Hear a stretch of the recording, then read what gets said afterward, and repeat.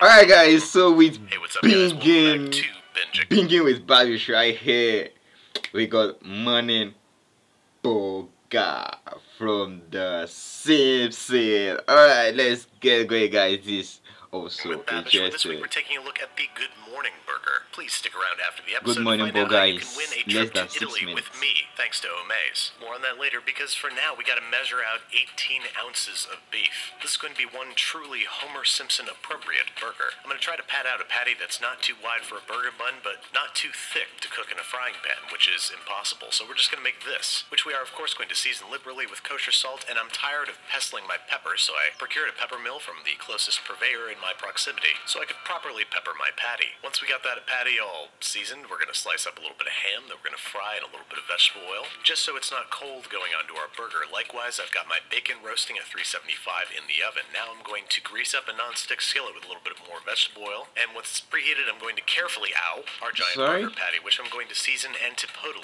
with a bit more kosher salt and freshly ground pepper, and then I'm going to slowly but surely fry it on both sides, flipping after 6 to 7 minutes or until it's got a nice golden crust, stopping to admire my flames. You know what they say, flame recognize flame. And then continuing to cook an additional 6 to 7 minutes until it registers 145 degrees Fahrenheit internally. Simultaneously in a sideline saute pan, I'm going to fry one sunny side up egg before spreading a gargantuan amount of rich creamery butter on top of our burger. My best approximation at soaking it in butter, as per the commercial's instructions. Now I'm going to bring it over to my awaiting burger bun. The head is not burning off. To get it down on there without screwing anything up. I don't have much more beef to play with. There we go, and then I'm going to top it with 3 slices of crisp bacon and our slice of fried ham. Last up, our sunny side What kind of burger is this for no cheese. I guess they're trying to be a little health conscious. Speaking of which, I've been on a diet for a while, and my dear trainer friend Chris has been subjecting me to all kinds of vegan and raw and boiled foods, so I thought I'd subject him to the hazards of my workplace. There you go, Chris. This is for all those reverse ass-in-the-air crunches that you made me do in front of the beautiful people at my gym last week. Now, as far as revenge plots go, this one didn't work so well because this was a delicious burger. It's a burger soaked in butter, but it is, of course, total overkill. Why don't we go for a slightly more restrained Wisconsin-style butter Okay, so burger? this is the Now, interesting for a burger part, like guys. this, we gotta make our own butter, which is as simple as filling the jar of a food processor with non-ultra-pasteurized heavy cream and running until the fats separate, which should take no more than like 2 minutes. We're then going to strain and squeeze the butter out through several layers of cheesecloth, like so. The objective here is to squeeze out as much whey as possible, and now we're going to take it one step further and rinse it out. Normally I just do this under the sink, but I want you folks at home to see. We are rinsing the butter in as cold water as is legally available until the water runs pretty much clear, indicating that we have gotten rid of most of the whey. So we're going to season it with a generous pinch of kosher salt, massage that on in there, and boom, fresh, delicious,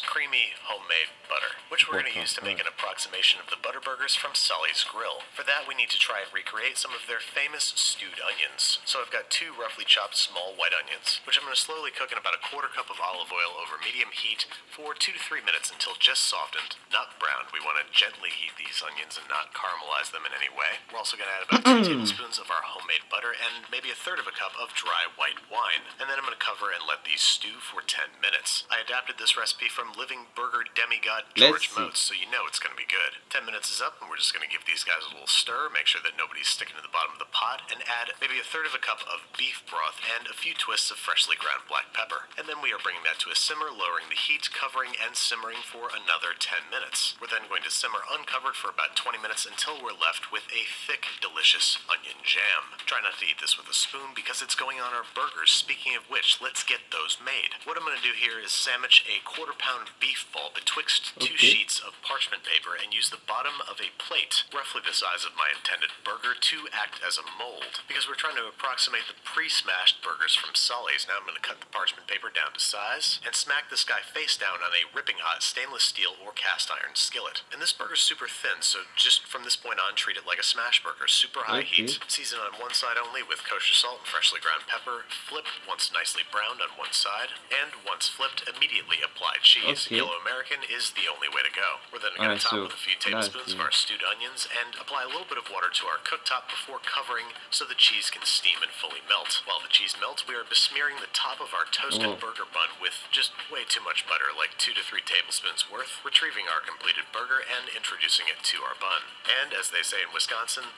I have no idea what they say in Wisconsin. All I know is that this is going to be a really tasty burger. One that I am unfortunately not allowed to eat. And since Chris had to leave on an exercise emergency, here are Sawyer and Vinny to do the taste testing for me. It is a messy, drippy job, but somebody's got to do it. And profuse dripping is a sign that you've made your butter burgers correctly, because these things are meant to be swimming in a pool of their own butter. So it's no surprise that they entered the very messy but clean plate club.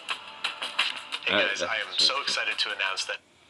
That's interesting. Alright, whatever. If you have any requests for me, feel free to drop it in the comment section below. Tell me the country you're watching from, and then your kind of foods you want me to, bring the right video. I'm going to make sure I reply your request in 24 hours and fetch you the right video to that request and make a reaction.